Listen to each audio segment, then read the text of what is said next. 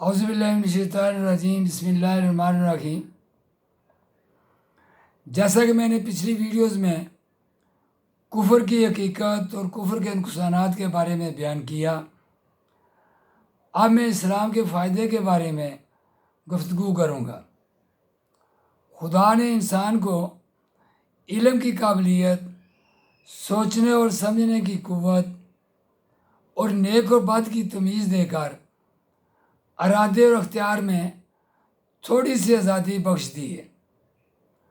اس آزادی میں دراصل انسان کا امتحان ہے، اس کی عقل کا امتحان ہے، اس کی تمیز کا امتحان ہے، اور اس بات کا امتحان ہے کہ اسے جو آزادی عطا کی گئی ہے اس کو وہ کس طرح استعمال کرتا ہے۔ اس امتحان میں کوئی ایک طریقہ اختیار کرنے پر انسان کو مجبور نہیں کیا گیا ہے، کیونکہ مجبور کرنے سے امتحان کا مقصد ہی فوت ہو جاتا ہے۔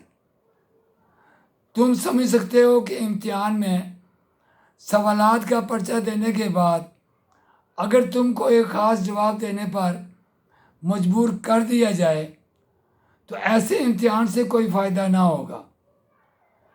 تمہاری اصل قابلیت تو اسی وقت کھلے گی جب تم کو ہر قسم کا جواب دینے کا اختیار حاصل ہو۔ اگر تم نے صحیح جواب دیا تو کامیاب ہوگے اور آئندہ ترقیوں کے دروازہ تمہارے لیے کھل جائے گا، اور اگر غلط جواب دیا تو ناکام ہوگے اور اپنی قابلیت سے خود ہی اپنی ترقی کا رستہ روک لوگے۔ بالکل اسی طرح اللہ تعالیٰ نے بھی اپنے امتحان میں انسان کو آزاد رکھا ہے کہ جو طریقہ چاہے اختیار کرے۔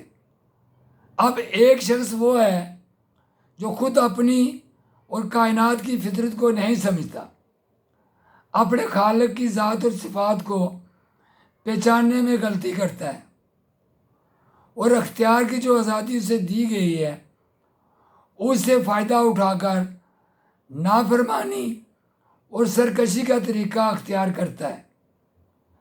یہ شخص علم اور عقل اور تمیز اور فرض شناسی کے امتحان میں ناکام ہو گیا۔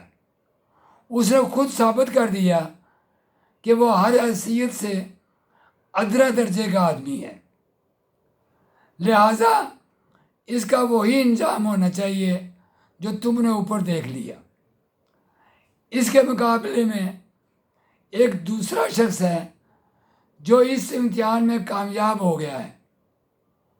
اس نے علم اور عقل سے صحیح کام لے کر خدا کو جانا اور مانا، حالانکہ وہ ایسا کرنے پر مجبور نہیں کیا گیا تھا۔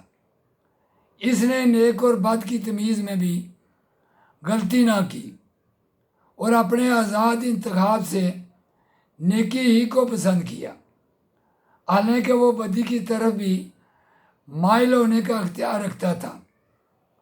اس نے اپنی فطرت کو سمجھا، اپنے خدا کو پہچانا، اور نافرمانی کا اختیار رکھنے کے باوجود خدا کی فرما برداری ہی کو اختیار کیا۔ اس شخص کو امتحان میں اس وجہ سے تو کامیابی نصیب ہوئی کہ اس نے اپنی عقل سے ٹھیک کام کیا، آنکھوں سے ٹھیک دیکھا، کانوں سے ٹھیک سنا، دماغ سے ٹھیک رائے قائم کی، اور دل سے اسی بات کی پیروی کرنے کا فیصلہ کیا جو ٹھیک تھی۔ اس نے حق کو پہچان کر یہ ثابت کر دیا کہ وہ حق شناس ہے، اور حق کے آگے سر جھکا کر یہ بھی دکھا دیا کہ وہ حق پرست ہے۔ ظاہر ہے کہ جس شخص میں یہ صفات موجود ہوں اس کو دنیا اور آخرت دونوں میں کامیاب ہونا ہی چاہیے۔ شکریہ۔